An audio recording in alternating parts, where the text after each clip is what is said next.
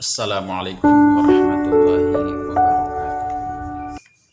Innal hamdalillah nahmaduhu wa nasta'inuhu wa nastaghfiruh wa na'udzu billahi min syururi anfusina wa min sayyiati a'malina.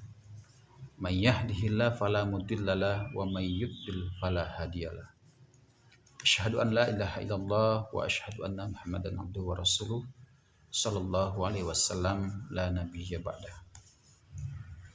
Kaum muslimin dan kaum muslimat dimanapun berada,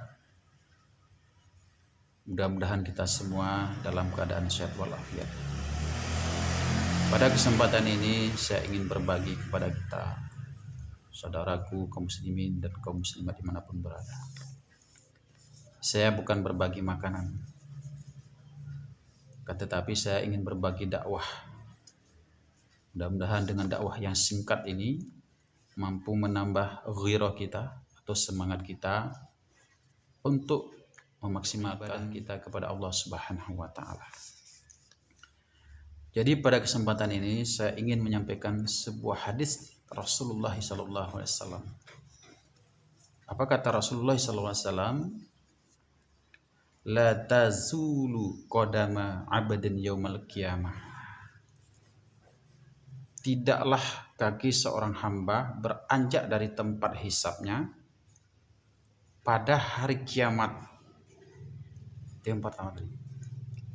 Tidaklah kaki seorang hamba beranjak dari tempat hisabnya pada hari kiamat hatta yus'ala an arba'in, sebelum ia ditanyai mengenai 4 hal. Jadi kaki kita itu tidak beranjak, kita ditahan dulu dari tempat hisab kita, dari tempat perhitungan kita. Di mana? Tentu di hari kiamat. Sebelum kita ditanya mengenai 4 hal. Apa yang 4 hal itu? Kaum muslimin dan kaum muslimat. Yang pertama kata Rasulullah SAW adalah an umurihi fima afnah. Umur kita telah dihabiskan untuk apa? Itu kata Rasulullah. Jadi selama kita hidup di dunia ini diberikan Allah Subhanahu wa taala usia, apakah 40 tahun kemudian kita meninggal, apakah 30 tahun kemudian kita meninggal, apakah 60 tahun kemudian kita meninggal, apakah 100 tahun ke atas bahkan baru kita meninggal. Itu Allah yang tahu. Tetapi pertanyaannya, selama kita diberikan usia di atas dunia ini, umur kita masing-masing itu telah kita habiskan untuk apa? Itu yang pertama. Lalu yang kedua adalah kata Rasulullah SAW, wa an jasadihi fima aflah. Jasad kita ini telah kita gunakan untuk apa? Jadi jasad kita tentu jasmani, tubuh kita ini, dari ujung kaki sampai ujung rambut. Ini bukan tanpa makna Allah berikan kepada kita. Cuma pertanyaannya, jasad kita ini yang sempurna ini, yang sehat ini, yang tampan, yang cantik, telah kita gunakan untuk apa selama kita hidup di dunia? Tangan kita memegang apa saja? Mata kita telah melihat apa saja? Mulut kita telah berucap apa saja? Itu yang dipertanyakan oleh Allah Subhanahu wa taala pada hari kiamat nanti. Itu yang ketiga kata Rasulullah SAW, wa an ilmihi madza amila fih. Apakah ilmunya telah ia amalkan? Jadi kaum muslimin dan kaum muslimat dimanapun berada, kita tahu bahwa kita banyak yang mumpuni pengetahuan dari segala bidang, terutama di bidang agama. Ilmu yang pertanyaannya ketahui banyak tadi, kita paham sholat adalah wajib yang 5 waktu sehari semalam, dan itu bukan hanya sekedar wajib, tetapi disunnahkan untuk sholat tepat waktu. Kalau zuhur sudah tiba, azan sudah berkumandang, semestinya kita bersegera untuk melaksanakan sholat. Dan bukan hanya sekedar melaksanakan sholat waktu, tetapi dianjurkan pula untuk ke masjid, terutama bagi yang laki-laki. Nah, itu kan pengetahuan keagamaan, bahwa paham kita dengan hal itu. Cuma pertanyaannya, kata Allah, apakah ilmu yang diketahui itu, pemahaman keagamaan yang kita ketahui itu, telah kita amalkan? Atau hanya sekedar paham, sekedar di lisan? Itu yang ketiga.